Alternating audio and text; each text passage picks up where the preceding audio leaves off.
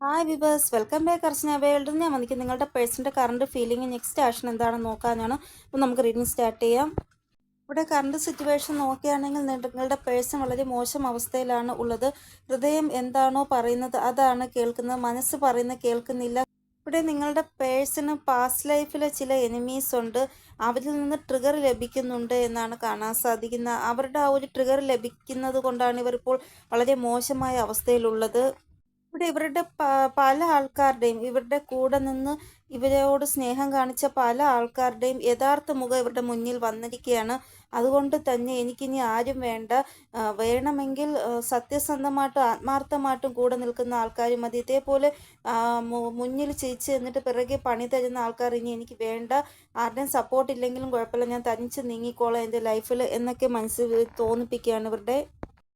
അപ്പോൾ ഇവരുടെ ആത്മാവ് ഇവരോട് എന്താണോ പറയുന്നത് ഇവർ കേൾക്കുന്നുണ്ട് എന്നാണ് ഇവിടെ കാണാൻ സാധിക്കുന്നത്. അപ്പോൾ ഇവരുടെ എനർജി നല്ലതാണ്. കാരണം പല ആൾക്കാരുടെയും കള്ളത്തനം ഇവർക്ക് മനസ്സിലായല്ലോ. അപ്പോൾ ആര് ശരി ആര് തെറ്റെന്ന് ഇവർക്ക് മനസ്സിലായിട്ടുണ്ട്. ഇവിടെ എനർജി വളരെ ഹെവിയാണ് ഇവരുടെ, എന്നിട്ട് പോലും നല്ല ഒരു എനർജിയാണ് കാണാൻ സാധിക്കുന്നത്. കാരണം ഇവർ ഇപ്പോൾ റൈറ്റ് ആയിട്ടുള്ള ഡയറക്ഷനിലോട്ടാണ് പോകുന്നത്. ഇപ്പോൾ ഡയറക്ഷൻ ശരിയാവുമ്പോൾ നിങ്ങൾക്ക് ജഡ്ജ്മെൻറ്റ് കിട്ടുമല്ലോ. നിങ്ങൾക്ക് വേണ്ടി ഒരു തീരുമാനം ഇവർ എടുക്കുകയും നിങ്ങൾ തമ്മിൽ യൂണിയൻ ആവുകയും ചെയ്യും. അപ്പോൾ ഇവർക്കിവിടെ മനസ്സിലായിട്ടുണ്ട് എന്താണ് ഇവർക്ക് പറ്റിയ തെറ്റ് എന്ന് റിയലൈസേഷൻ ഉണ്ടായി. ഇനി ഇവർക്ക് നിങ്ങൾക്ക് വേണ്ടി ഒരു ആക്ഷൻ എടുത്താൽ മാത്രം മതി. നിങ്ങളുടെ പേഴ്സൻ്റെ ലൈഫിൽ ചില കാർമിക് സൈക്കിൾ ഉണ്ടായിരുന്നു. അത് കാരണമാണ് ഇവർ ഇത്രയും നാൾ കൺഫ്യൂഷനിലായിട്ടിരുന്നത്. പക്ഷേ ഇപ്പോൾ അവർക്ക് മനസ്സിലായി, അവരുടെ കൺഫ്യൂഷൻ എല്ലാം മാറി. ഇവിടെ നിങ്ങളുടെ പേഴ്സൺ ഭയങ്കരമായിട്ട് സാക്രിഫൈസ് ചെയ്യുന്നു. ഫാമിലി പേടിച്ചോ ഇല്ലെങ്കിൽ കരിയർ കാരണമോ ഇല്ല എങ്കിൽ ഇവർ ഇഷ്ടമില്ലാത്ത ഒരു വിവാഹം കഴിച്ചു. അതിൽ വളരെയധികം ടോക്സിക് ആയിട്ടുള്ള സിറ്റുവേഷൻ ഇവർ കടന്നു പോവുകയാണ്. അപ്പോൾ ഇത് മൂന്നിൽ ഏതെങ്കിലും ഒരു കാരണമാണ് നിങ്ങളുടെ പേഴ്സൺ ഉള്ളത് എങ്കിൽ ഇവർ സാക്രിഫൈസ് ചെയ്യണം നിങ്ങളെ ഇപ്പോൾ. കാരണം ആ ഒരു അവസ്ഥയിൽ ജീവിച്ചേ പറ്റത്തുള്ളൂ. പക്ഷേ നിങ്ങളെ കൂടെ ഉള്ള സ്നേഹവും ഉണ്ട് ഇവർക്ക്. പക്ഷെ എന്ത് ചെയ്യാൻ പറ്റും? അവർക്ക് ഫാമിലി, കരിയർ, അല്ല എങ്കിൽ ഇഷ്ടമില്ലാത്ത ആ ഒരു വിവാഹം, അതെല്ലാം അവർക്ക് സഹിച്ചേ പറ്റൂ. മുന്നോട്ടുള്ള ജീവിതത്തിൽ അതും കൂടെ കൊണ്ടുപോയേ പറ്റത്തുള്ളൂ. അപ്പോൾ ആ ഒരു അവസ്ഥയിലാണ് ചില ആൾക്കാരുടെ പാർട്ട്ണർ ഉള്ളത് എന്നാണ് ഇവിടെ കാണാൻ സാധിക്കുന്നത്. നിങ്ങളുടെ പേഴ്സൻ്റെ ലൈഫിൽ ചില ആൾക്കാർ ഇവരെ ലോവർ വൈബ്രേഷനിലാണ് കൊണ്ടുപോകുന്നത്. അതായത് ഇവരുടെ ആ ഒരു എനർജി എല്ലാം ഊറ്റിയെടുത്ത് അങ്ങനെ ഒരാൾ. അപ്പോൾ അങ്ങനെ ഉള്ള ഒരാളുടെ ആ ഒരു യഥാർത്ഥ സ്വഭാവം ഇവർക്ക് മനസ്സിലായി. അപ്പോൾ ഇവർ ഇപ്പോൾ വിചാരിക്കുന്നത് എനിക്ക് ഇങ്ങനെയുള്ള ആൾക്കാരുടെ കൂടെ ജീവിക്കേണ്ട, എനിക്ക് എപ്പോഴും ഹയർ വൈബ്രേഷനിൽ ഇരുന്നാൽ മതി, ലോവർ വൈബ്രേഷനിലോട്ട് പോകണ്ട എന്നാണ്. ഇവിടെ നിങ്ങളുടെ പേഴ്സൺ നിങ്ങളോട് പറയുവാൻ ആഗ്രഹിക്കുന്നത് ഇവർ ചില കാര്യങ്ങളിൽ ബിസി ആയിരുന്നു. അതുകൊണ്ടാണ് കറക്റ്റായിട്ട് നിങ്ങൾക്ക് കോളോ മെസ്സേജോ ചെയ്യാൻ പറ്റാത്തത്. ഇവർ നിങ്ങളെ ഒത്തിരി മിസ് ചെയ്തു. അവർ ചെയ്ത തെറ്റിൻ്റെ ആ ഒരു റിയലൈസേഷൻ അവർക്ക് ഉണ്ടായി. നിങ്ങൾ എത്രത്തോളം സഫറിങ് അനുഭവിച്ചോ അത്രത്തോളം സഫറിങ് ഇവരും അനുഭവിച്ചു എന്നിവർ നിങ്ങളോട് പറയുവാൻ ആഗ്രഹിക്കുന്നു.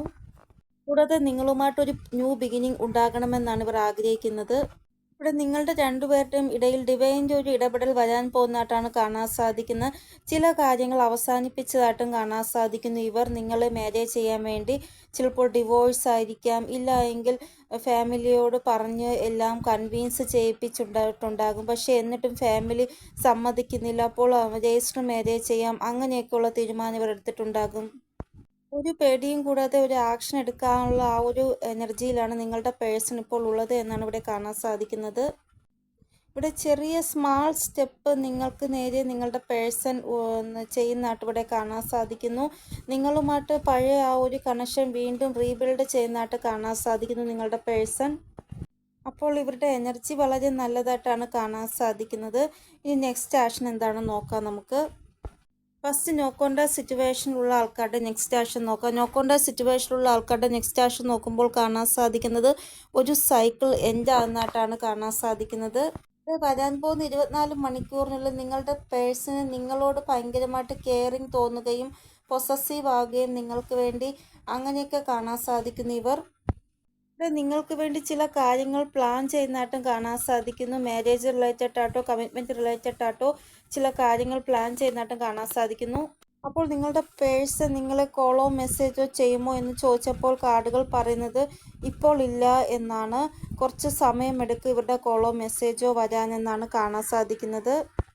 ചില ലക്കി വണ്ണായിട്ടുള്ള ആൾക്കാരുടെ പേഴ്സൺ അവരെ കോളോ മെസ്സേജോ ചെയ്യാൻ വേണ്ടി പ്ലാൻ ചെയ്യുന്നതായിട്ട് കാണാൻ സാധിക്കുന്നു. അങ്ങനെയുള്ളവർക്ക് കോളോ മെസ്സേജോ അവരുടെ പേഴ്സൻ്റെ വരുന്നതായിട്ട് കാണാൻ സാധിക്കുന്നു. കാരണം നിങ്ങളില്ലാതെ അവർ ഭയങ്കരമായിട്ട് ഒറ്റപ്പെടൽ അനുഭവിക്കുകയാണ്. അപ്പോൾ നിങ്ങളോട് സംസാരിച്ചാൽ മതി, നിങ്ങളെ കണ്ടാൽ മതി, ആ ഒരു അവസ്ഥയിലാണ്. അങ്ങനെയുള്ള ആൾക്കാരുടെ പേഴ്സൺ നിങ്ങൾക്ക് കോളോ മെസ്സേജോ ചെയ്യുമെന്നാണ് ഇവിടെ കാണാൻ സാധിക്കുന്നത്. അപ്പോൾ 27 അവേഴ്സിനുള്ളിൽ നിങ്ങളുടെ പേഴ്സൻ്റെ കോള് വരുന്നതായിട്ട് കാണാൻ സാധിക്കുന്നു. മെസ്സേജ് വരുന്നതായിട്ട് കൂടുതലായിട്ടും കാണാൻ സാധിക്കുന്നില്ല. അപ്പോൾ ഇതാണ് നോ കോണ്ടാക്ട് സിറ്റുവേഷനിലുള്ള ആൾക്കാരുടെ നെക്സ്റ്റ് ആക്ഷൻ. ഇനി കോണ്ടാക്ട് സിറ്റുവേഷനിലുള്ള ആൾക്കാരുടെ പേഴ്സൺ നെക്സ്റ്റ് ആക്ഷൻ എന്താണെന്ന് നോക്കാം. ഇവിടെ കോണ്ടാക്റ്റിലുള്ളവർക്ക് എനർജി വളരെ ബാലൻസിലാണ് കാണാൻ സാധിക്കുന്നത്. 27 മണിക്കൂർ ഒരു കുഴപ്പവുമില്ല, നല്ല രീതിയിൽ പോകുമെന്നാണ് ഇവിടെ കാണാൻ സാധിക്കുന്നത്. പക്ഷേ 27 മണിക്കൂറിന് ശേഷം ചില ട്രിഗർ മൂമെൻറ്റ് നിങ്ങൾക്ക് കിട്ടുന്നതായിട്ട് കാണാൻ സാധിക്കുന്നത്. അതായത് നിങ്ങളുടെ റിലേഷൻഷിപ്പിൽ മേജറായിട്ടുള്ള എന്തോ ഒരു ചേഞ്ച് വരും. ആ ഒരു ചേഞ്ച് കാരണം നിങ്ങൾക്ക് ട്രിഗർ ലഭിക്കുന്നതായിട്ടാണ് ഇവിടെ കാണാൻ സാധിക്കുന്നത്. അപ്പോൾ നിങ്ങൾ ബാലൻസിലിരിക്കാൻ ശ്രമിക്കുക മാക്സിമം. വേറെ അല്ലാതെ നെഗറ്റീവ് എനർജി ഒന്നും ഇവിടെ കാണാൻ സാധിക്കുന്നില്ല. ഇനി ഏഞ്ചൽ ഗൈഡൻസ് എന്താണെന്ന് നോക്കാം നമുക്ക്. ഫസ്റ്റ് മെസ്സേജ് എന്ന് പറയുന്നത് നിങ്ങൾ ഒത്തിരി മോശം അവസ്ഥയിൽ കൂടെ കടന്നുപോയി. പക്ഷേ എന്നിട്ടും നിങ്ങൾ നിങ്ങളെ തന്നെ വീണ്ടും നല്ല രീതിയിൽ കൊണ്ടുവന്നു ആ ഒരു മോശം അവസ്ഥയിൽ നിന്ന്.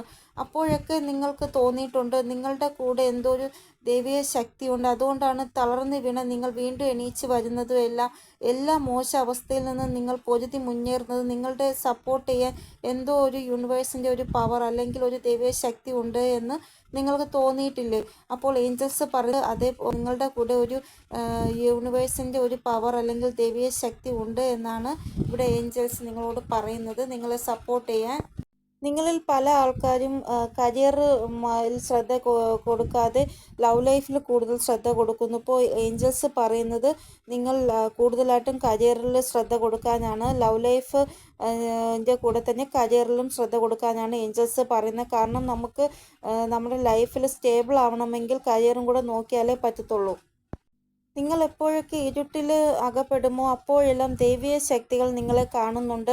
അപ്പോൾ നിങ്ങൾ ലോ വൈബ്രേഷനിലോട്ടാണ് പോകുന്നത്. അപ്പോൾ അവർ അവിടെ നിന്ന് പറയും, അതായത് ഇനിയെങ്കിലും ഇവരെ ഹയർ വൈബ്രേഷനിലാക്കിയിട്ടില്ല എങ്കിൽ ഇവർ എവിടെയെങ്കിലും വീണു പോകുമെന്ന്.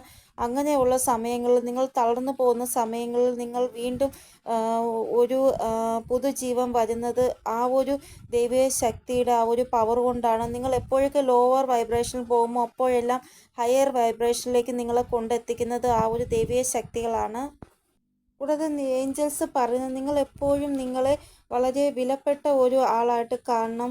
നിങ്ങൾക്ക് ഒന്നിനും കഴിവില്ല, ആരും നിങ്ങളെ സ്നേഹിക്കുന്നില്ല, അങ്ങനെയൊക്കെ ഉള്ള ഒരു തോന്നൽ നിങ്ങളുടെ മനസ്സിൽ നിന്നെടുത്ത് കളയണമെന്നാണ് ഏഞ്ചൽസ് പറയുന്നത്. എപ്പോഴും നിങ്ങൾ വളരെ വിലപ്പെട്ടതാണ്. നിങ്ങളെ മനസ്സിലാക്കാതെ പോയത് അവരുടെ കുഴപ്പമാണെന്ന് മാത്രം നിങ്ങൾ വിചാരിച്ചാൽ മതി.